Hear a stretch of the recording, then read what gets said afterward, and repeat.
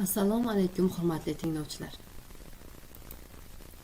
Men Termiz davlat pedagogika instituti boshlang'ich ta'limda matematika va ona tili kafedrasi o'qituvchisi O'roqova Sharofatxon Saidqul qizi sizlarga sinfdan tashqari mashg'ulotlarda ertak o'qitish mavzusini yoritib berishga harakat qilaman.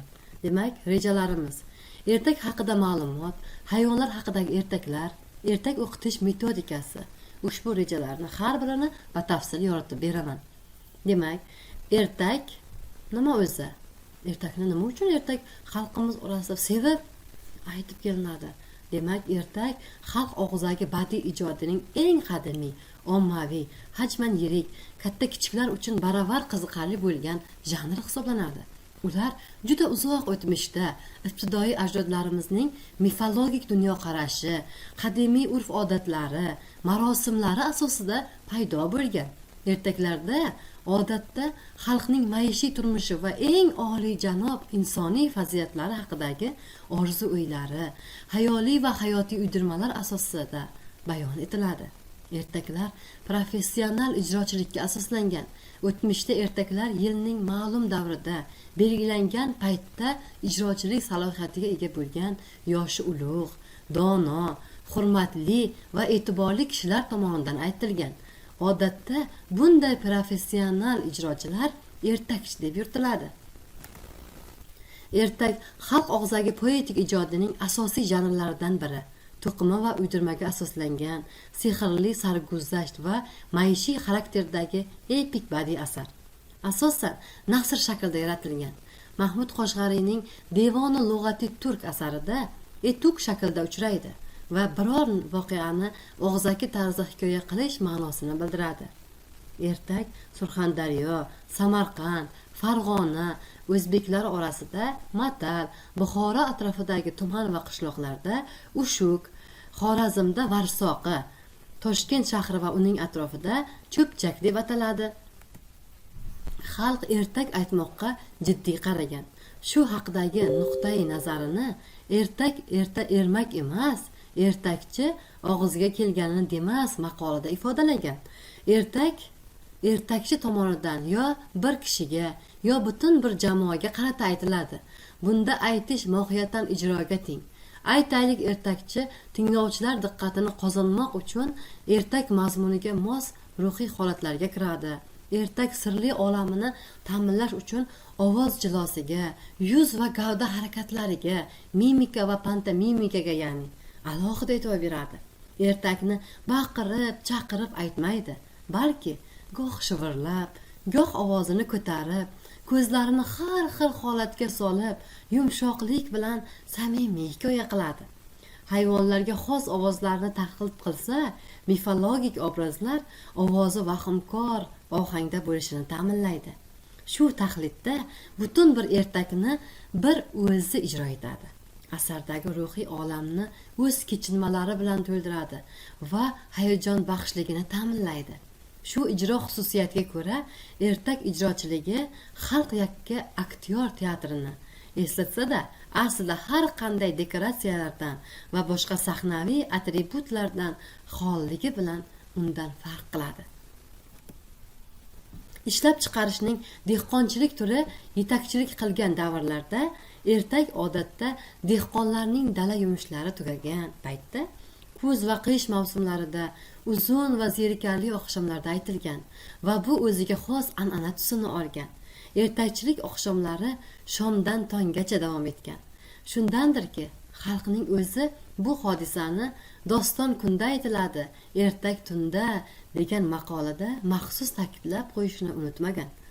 Garchi ertak eng qiziqarli nuqtasiga, ya'ni kulminatsiyasiga kelib qolganiga qaramay, tong otgan zahoti uni aytishdan to'xtanilgan.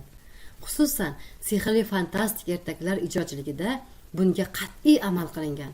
Sababi, sehrli fantastik ertaklarda mavjud dev, pari, ajina singari qorong'ilik olamining mavjudotlari yorug'lik olamiga chiqib, insonlarga ayni paytda ertak tinglovchilariga ziyon zahmat yetkazishlari mumkin degan e'tiqod tufayli shunday yo'l tutilgan.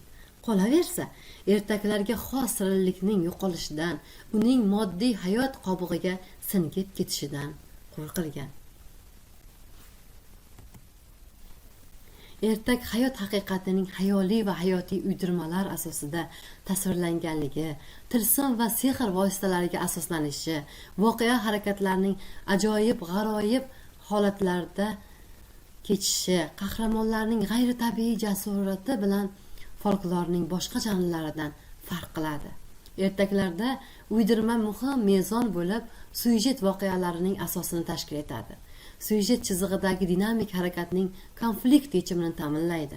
Uydirmalarning turli xil namunalari ta'limiy, estetik funksiyani bajaradi. Janr komponenti sifatida o'ziga xos badiiy tasvir vositasi bo'lib xizmat qiladi.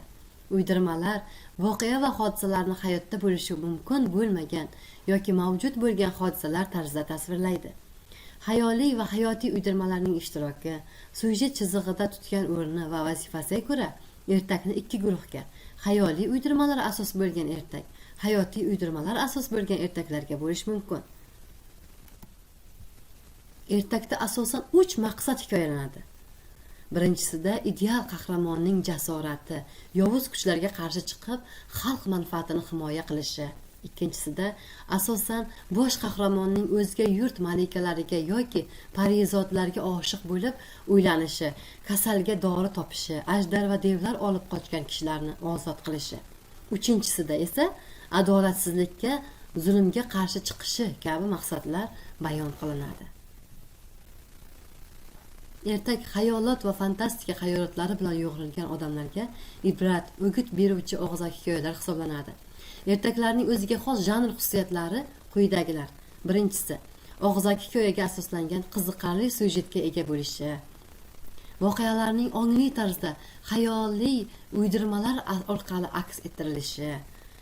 Estetik vaziyat yetakchilik qilishi, o'ziga xos badiiy shakliy qolip hamda tiliga ega bo'lishi. Ertaklar bir bor ekan, bir yo'q ekan kabi maxsus boshlanmalar bilan boshlanib, murod maqsadiga yetibdi. Birga turib, birga yashabdilar, soqoli ko'ksiga yetibdi kabi maxsus tugallanmalar bilan yakunlanadi. Bugungi kun psixologlari bolalarni tarbiyalashning usullaridan biri sifatida ertak terapiyani juda ko'p ta'kidlab o'tishmoqda. Ertak terapiya bu bolani ertaklar orqali tarbiyalash va davolash metodidir. Ertaklar aqlga ham, yurakka ham faol ta'sir ko'rsatadi. Aqlni to'ldiradi, yurakni hissiyotchan qiladi. Barchamiz bolalarimizning jasur va intiluvchan, diyonatli, e'tiqodli, aqlli bo'lib voyaga yetishini istaymiz. Buning uchun esa uning tarbiyasiga ijobiy ta'sir qiladigan, aqliy salohiyatini o'stiradigan ertaklardan foydalansak, albatta bo'ladi. Ertak terapiya atrof muhit bilan o'zaro munosabatni mukammallashtirish hamda emotsional buzilishlarni to'g'rilashda foydalaniladigan usuldir. Ertaklar bolaga umid beradi. Bola qanchalik yangi yil kechasi sovg'a olib keladigan qorboboga ishonsa, u shunchalik hayotga optimist ko'z bilan qaraydi. Ertaklar orqali biz bolani tarbiyalaymiz, uning ichki dunyosini boyitamiz, qalbini davolaymiz, hayot haqida bilim beramiz, xayolini o'stiramiz.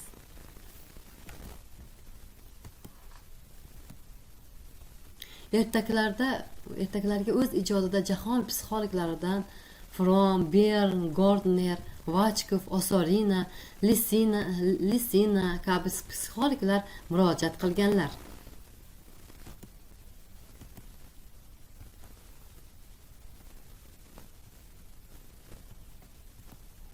Xuddi shunday mazmundagi ertaklar o'zimizning o'zbek xalq ertaklari orasida ham uchraydi.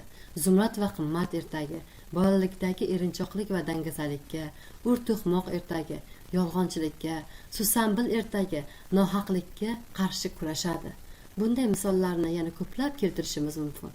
Barcha ertaklar tarbiyaviy ahamiyatga ega bo'lib, bola qalbiga ezgulik urug'ini sochadi. E'tiboringiz uchun rahmat.